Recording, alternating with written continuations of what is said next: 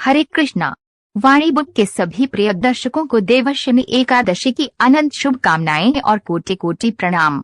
आज आषाढ़ मास के शुक्ल पक्ष की परम पवित्र एकादशी तिथि है, जिसे संपूर्ण जगत में देवशमी एकादशी या हरिशमी एकादशी के नाम से जाना जाता है। ये केवल एक तिथि नहीं, बल्कि हमारे जीवन के समस्त पापों, कष्टों और दुखों का शमन करके अनंत पुण्य फल अर्जित करने का एक दिव्य सुवर्ण अवसर है।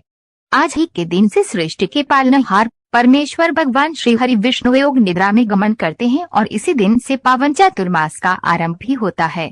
यही कारण है कि सनातन संस्कृति में इस एकादशी का महत्व अतुलनीय माना गया है। शास्त्रों में वर्णित है कि जो मनुष्य आज के दिन निष्ठा पूर्वक व्रत रखता है और भगवान श्री हरि विष्णु के पावन स्वरूप का ध्यान करता है, उसके न केवल इस जन्म के बल्कि जन्मांतरों के पाप नष्ट हो जाते हैं। यदि आपने आज का ये पावन व्रत धारण किया है या एकादशी की महिमा को जानना चाहते हैं, तो आज का ये संपूर्ण वृत्तांत और पौराणिक कथा सुनना आपके लिए अत्यंत आवश्यक है। तो चलिए वाणी बुक पर आज की इस पावन देवशमी एकादशी व्रत कथा का श्रद्धा पूर्वक शुभारंभ करते हैं। कथा का प्रारंभ द्वापर युग के एक अत्यंत पावन प्रसंग से होता है। एक समय धर्मराज युधिष्ठिर ने अत्यंत विनम्र भाव से जगत गुरु भगवान श्री कृष्ण से प्रश्न किया। महाराज युधिष्ठिर ने कहा, हे मधुसूदन, है भक्तवत्सल, कृपया मुझे बताइए कि आषाढ़ मास के शुक्ल पक्ष में आने वाली एकादशी को किस नाम से जाना जाता है? इस पावन तिथि पर किस देवता का पूजन किया जाता है? इस व्रत को धारण करने की शास्त्रोक्त विधि क्या है और इसका क्या महात्म्य है? हे प्रभु, कृपा करके मेरे इन प्रश्नों का समाधान विस्तार पूर्वक कीजिए। धर्मराज युधिष्ठिर के इन कल्याणकारी वचनों को सुनकर परमेश्वर भगवान श्री कृष्ण के मुखारविंद पर एक मंद मुस्कान आ गई। भगवान श्री कृष्ण ने कहा, हे नृपश्रेष्ठ युधिष्ठिर, आपने संपूर्ण संसार के कल्याण हेतु अत्यंत उत्तम प्रश्न किया है। ठीक यही जिज्ञासा एक बार देवर्षि नारद के मन में भी उत्पन्न हुई थी और उन्होंने अपने पिता सृष्टि के रचिता ब्रह्मा जी से यही प्रश्न पूछा था। उस समय पितामह ब्रह्मा जी ने देवर्षि नारद को जो पावन कथा सुनाई थी, वही परम गोपनीय और पुण्यदायिनी कथा में आपको सुनाता हूँ।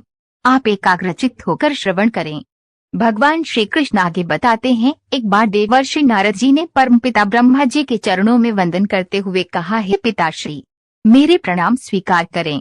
मेरे हृदय में एक गूढ़ प्रश्न उठ रहा है। कृपा कर मुझे ये बताएं कि इस मृत्युलोक में मानव जाति के कल्याण के लिए ऐसा कौन सा व्रत या तप है, जिसके आचरण से मनुष्य समस्त सांसारिक कष्टों से मुक्त होकर भगवान श्री हरि के परम धाम को प्राप्त कर सकता है? ब्रह्मदेव ने नारद जी को स्नेह पूर्वक देखते हुए उत्तर दिया, हे पुत्र नारद, तुमने समस्त प्राणियों के उद्धार की इच्छा से अत्यंत श्रेष्ठ प्रश्न पूछा है। इस संपूर्ण ब्रह्मांड में एकादशी का व्रत ही एक ऐसा दिव्य साधन है, जिसके प्रभाव से मनुष्य अपने समस्त भौतिक और आध्यात्मिक पापों का शमन कर सकता है। एकादशी का व्रत सभी व्रतों में मुकुटमणि के समान श्रेष्ठ माना गया है। आषाढ़ पक्ष की शुक्ल एकादशी को देवशमी एकादशी कहते हैं। इस दिन किया गया पूजन और रखा गया व्रत भगवान जनार्दन को अत्यंत प्रिय है।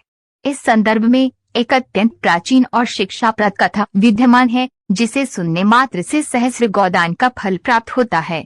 हे नारद, तुम उस पौराणिक कथा का श्रवण करो।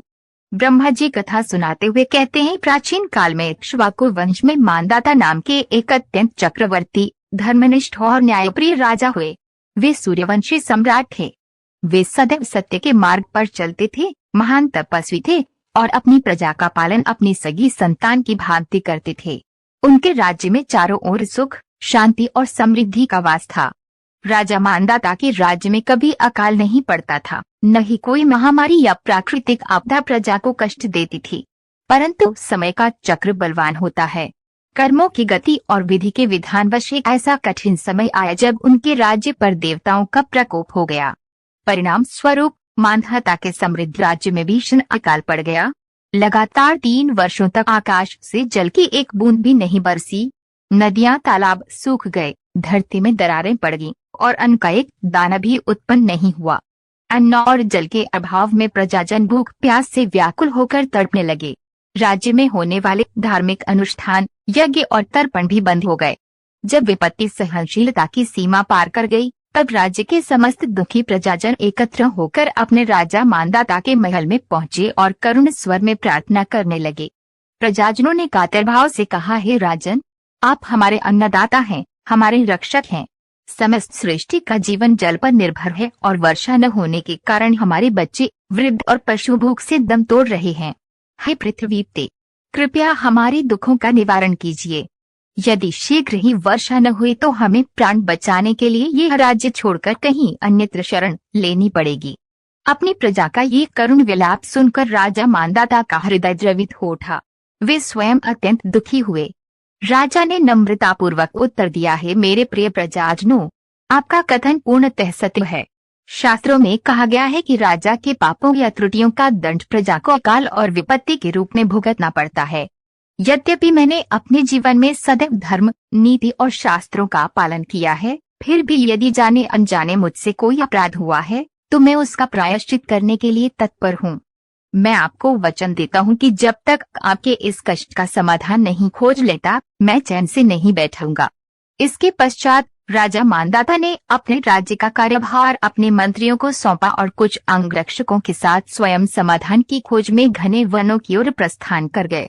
राजा मांधाता घने वनों, कंदराओं और अनेक ऋषियों के आश्रमों में भटकते रहे। वे ऋषियों से मार्गदर्शन मांगते रहे, परंतु कोई ठोस उपाय न मिला।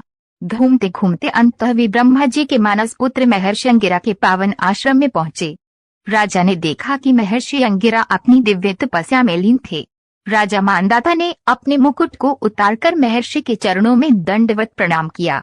महर्षि अंगिरा ने अपनी ध्यान मुद्रा समाप्त की और राजा को अपने समक्ष देखकर सादर बैठाया।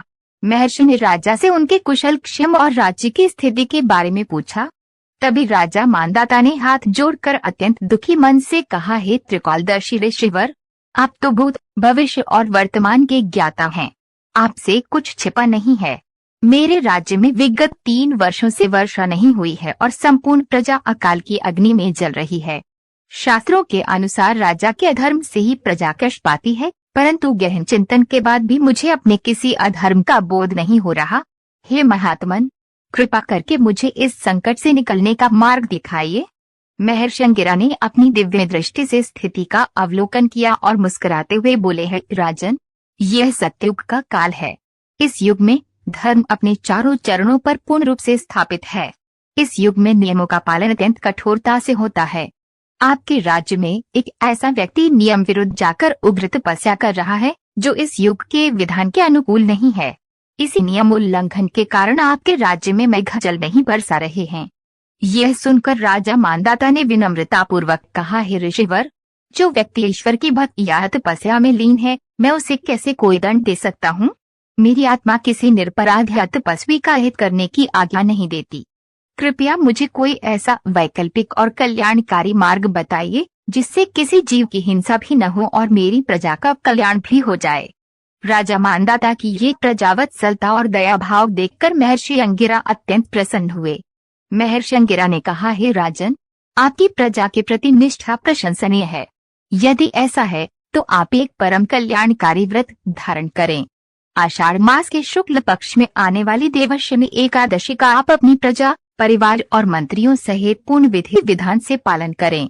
यह एकादशी समस्त विघ्नों का नाश करने वाली, मनोकामनाओं को पूर्ण करने वाली और तत्काल फल देने वाली है। जब आप और आपकी प्रजा पूर्ण निष्ठा से इस एकादशी का उपवास रखेंगे तो भगवान श्री हरि विष्णु प्रसन्न होंगे और आपके राज्य के सारे कष्ट दूर हो जाएंगे। महर्षि अंगिरा ने राजा को एकादशी व्रत के संकल्प, पूजन विधि और नियमों का संपूर्ण ज्ञान दिया। महर्षि अंगिरा के वचनों को सुनकर राजा मांधाता का मन श्रद्धा और हर्ष से भर गया। वे ऋषिवर के चरणों में बारंबार प्रणाम कर अपने राज्य वापस लौट आए। राज्य में पहुंचकर उन्होंने अपनी प्रजा और राज परिवार को महर्षि का संदेश सुनाया। जब आषाढ़ मास के शुक्ल पक्ष की एकादशी तिथि आई, तब राजा मांधाता, महारानी, समस्त मंत्रियों और राज्य के प्रत्येक नागरिक ने पूर्ण श्रद्धा, उपवास और रात्रि जागरण के साथ देवशमी एकादशी का महाव्रत रखा। भगवान श्री हरि विष्णु की कृपा का प्रभाव अद्भुत था। व्रत पूर्ण होते ही गगन में काले घनघोर मेघ गिराए। मूसलाधार वर्षा होने लगी। सूखी नदियां और नहरें जल से भर गईं। धरती की प्यास बुझ गई और चारों ओर हरियाली छा गई। खेत अन्न, फल और फूलों से लहलहा उठे। राजा मांधाता का संपूर्ण राज्य पूर्ण धन, धान्य, सुख और समृद्धि से परिपूर्ण हो गया। प्रजाजन आनंदित होकर भगवान श्री हरि विष्णु के जयकारे लगाने लगे। तो प्रिय दर्शकों, ये थी देवशमी एकादशी की परम पावन कथा। इस कथा से हमें ये सीख मिलती है कि जब भी जीवन में कोई बड़ा संकट या अकाल जैसी स्थिति आए तो ईश्वर की भक्ति और एकादशी का व्रत समस्त बाधाओं को पार लगाने का सबसे समर्थ माध्यम है। यदि आपको वाणी बुक की ये प्रस्तुति और आध्यात्मिक जानकारी पसंद आई हो तो इस वीडियो को लाइक करें, अपने परिजनों और मित्रों के साथ शेयर करें ताकि वे भी इस पावन कथा का लाभ उठा सकें। यदि आप हमारे इस सनातन ज्ञान और वैदिक संस्कृति के प्रचार प्रसार के कार्य की सराहना करते हैं और अपना सहयोग देना चाहते हैं तो स्क्रीन पर दिखाए जा रहे विवरण के माध्यम से अपना योगदान भेजकर हमारा उत्साह बढ़ा सकते हैं। आगे आने वाले पावन श्रावण मास के लिए क्या आप तैयार हैं? अपनी भक्ति यात्रा को और सुदृढ़ बनाने के लिए हमारे साथ जुड़े रहें। चैनल को सब्सक्राइब करना न भूलें ताकि आने वाले सभी पर्वों, व्रतों और ज्योतिषीय जानकारियों की अपडेट आपको समय पर मिलती रहे। भगवान श्री हरि विष्णु और माता लक्ष्मी की कृपा आप सभी पर सदैव बनी रहे। बोलो लक्ष्मीपति भगवान श्री विष्णु की जय। हरे कृष्णा। देखते रहिए वाणी बुक।